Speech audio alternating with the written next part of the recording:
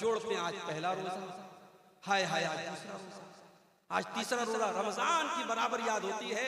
कभी कभी तो 28 को ही लोगों का बस चले तो वो ईद, 28 को ही चांद देख ले, 28 को ही छत पे चढ़ जाए कि आज चांद निकल जाए, इतनी चिंता होता है। रजब की तारीख आज 6 तारीख थी, मगरिब के बाद 7वीं तारीख शुरू हुई। ये रजब की जो 7 तारीख है, ये ख्वाजा मोइनुद्दीन चिश्ती अजमेरी रहमतुल्लाह अलैह का उर्स मनाया जाता है।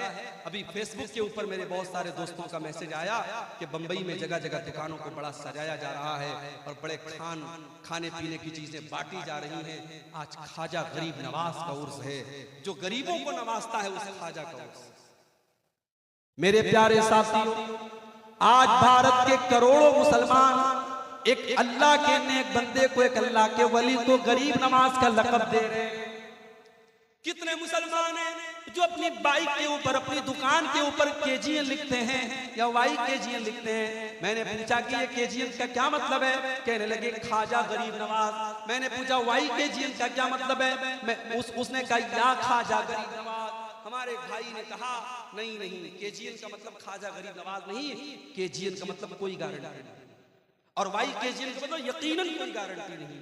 मैंने कहा बहुत सही जुमला, इसने इसकी बिल्कुल सही फुल फॉर्म बताई। गरीब नवाज अगर कोई जात है तो अल्लाह की जात है मेरे भाई। आज मुसलमान किसी और को गरीब नवाज कहता है। कर्नाटक के गुलबर्गा में मैं गया, वहां एक दरगाह है, उस दरगाह में जो मजार है, उस मजार को कहा जाता है कि बंदा नवाज की मजार है। यहाँ ये वो बुजुर्ग हैं जो बंदों को नवाजते हैं। हमारे पड़ोसी मुल्क पाकिस्तान में बहुत बड़ा मजार है, वो किसका मजार है? दाता शरीफ का मजार है। वो दाता है, वो सबको देते हैं। हजरत अली का नाम आता है, हमारे बहुत सारे मुसलमान भाई कहते हैं या अली मुश्किल कुशा, यानी अली कौन है? मुश्किल को दूर करने वाला। शेख अब्दुल कादिर जिलानी जिस महीने में पैदा हुए, उस वो महीना आता है, हमारे बहुत सारे भाई कहते हैं ये गौसे आजम का महीना है। शेख अब्दुल कादिर जिलानी कौन है? गौसे आजम है। गौसे आजम मतलब सबसे बड़ी मदद करने वाला।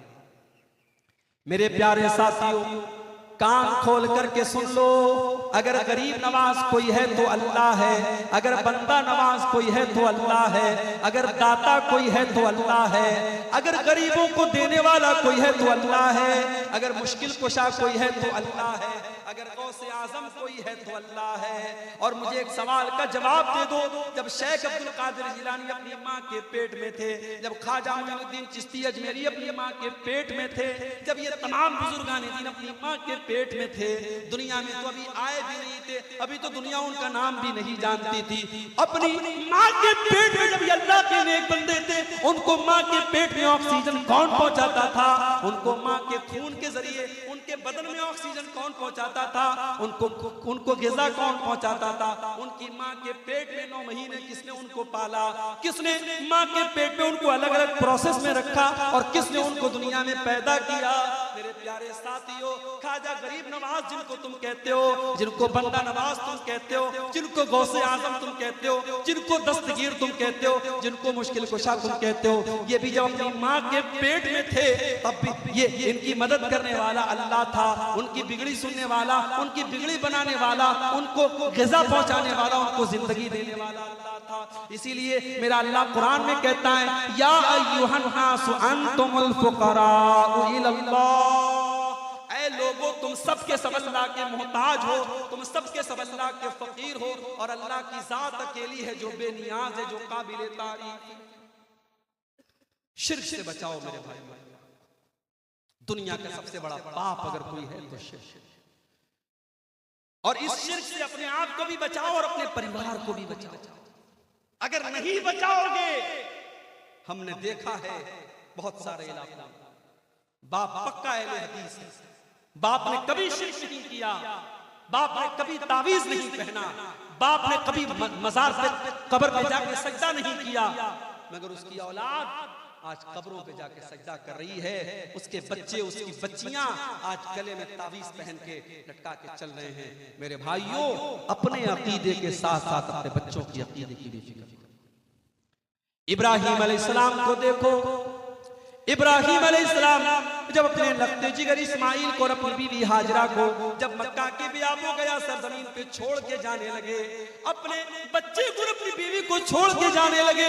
इब्राहिम अलैहिस्सलाम अल्लाह की बारगाह में दुआ करते हैं, वइज़ क़ाला इब्राहीम रब्बि जअल हाज़ल बलद आमिना, ऐ अल्लाह इस मक्का शहर को तू अमन वाला बना दे, चैन वाला बना दे।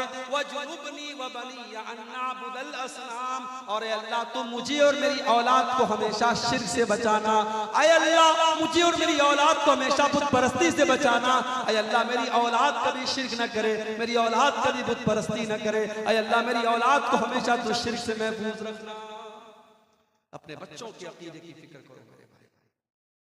अपनी लड़कियों की शादी करो तो जहां तुम ये देखते हो लड़का इंजीनियर है कि नहीं है, लड़का डॉक्टर है कि नहीं है, लड़के का मकान शानदार है कि नहीं है, जब अपनी लड़कियों की शादी करो तो ये भी देखा करो लड़के वालों के यहाँ तौहीद है कि नहीं है, लड़के वाले कुरान और हदीस पर चलने वाले हैं कि नहीं है।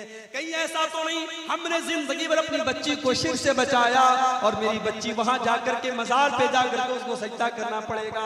मैंने अपने बच्चे को कभी कोई हराम चीज नहीं खिलाई और उस घर में जाकर के उसको गैरुल्लाह के चढ़ावे उसको खिलाए जाएंगे। मेरे भाइयों, अगर आपने अपने बच्चों की शादी ऐसे घरों में कर दी जहां शिर्क हो रहा है, जहां मज़ारों पर सजदा हो रहा है, जहां कब्रों पर सजदा हो रहा है, तो गोया कि आपने अपने हाथ से अपनी बच्ची का गला दबा दिया, आपने अपने हाथों से अपनी बच्चियों को कत्ल कर दिया। दुनिया में अपने बच्चों को कत्ल कर देना उतना बड़ा गुनाह नहीं है जितना बड़ा गुनाह अपने बच्चों को जहन्नम की आग में झोंक देना है। मेरे भाइयों, अपने साथ साथ अपनी औलाद के अकीदे की और तौहीद की जिक्र और आगे बढ़िए। समाज को सुधारना है, समाज की इस्लाह करना है। दूसरा काम आपको क्या करना है? पहला तो समझ गए आप, शिर्क से बचाना है। दूसरा काम क्या करना है? कुरान से ये उम्मत आज बहुत दूर हो गई है।